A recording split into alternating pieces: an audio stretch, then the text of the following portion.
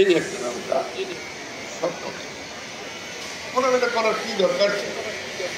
ওনার কি পেটের ভাতের অভাব?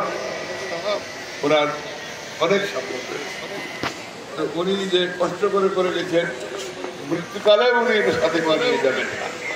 তবে কেন এটার মধ্যে যদি কিছু থাকে, যদি কিছু ভালো থাকে, তাহলে এটা কিন্তু ইসলামের দৃষ্টিকোণ থেকে সাদিকায় জারিয়া হবে।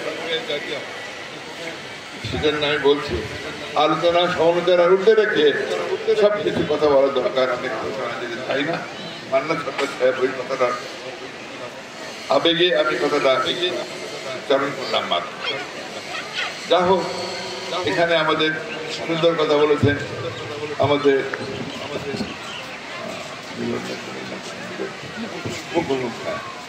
মুকুল ভাই সিদ্ধান্ত, উনি তো জীবনমৃত অবস্থায় ছিলেন। যে সরকার ওনাকে অন্যায়ভাবে জেলখানায় বন্দি করে মৃত্যুর ঘোরাইছে, আর আজকে উনি এই দেশটা পুনর্বাস করে আমাদের ছাত্র সমাজ, ছাত্র জনতা মিলে এই দেশটাকে সত্যিকার অর্থেই বলা যায় এটা পুনর্বাস করে।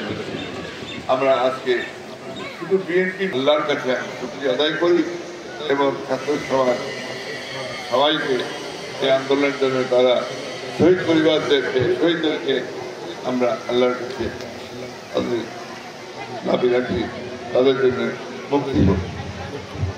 যাই হোক, এখানে অনেকে অনেক কথা বলেছেন, সুন্দর কথা বলেছেন, আমার বড়ের কথা বলেছেন।